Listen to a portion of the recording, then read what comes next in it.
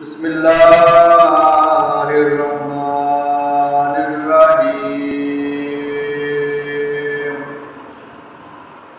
اللہ کے نام سے جو رحمان اور رحیم ہے۔ الحمدللہ رب العالمین الرحمن الرحیم۔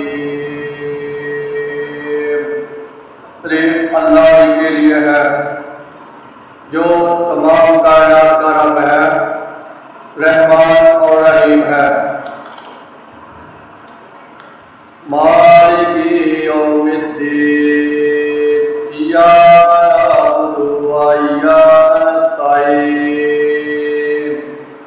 روز جزا کا مالک ہے، ہم تیری عبادت کرتے ہیں اور تجھ ہی سے مدد مانگتے ہیں۔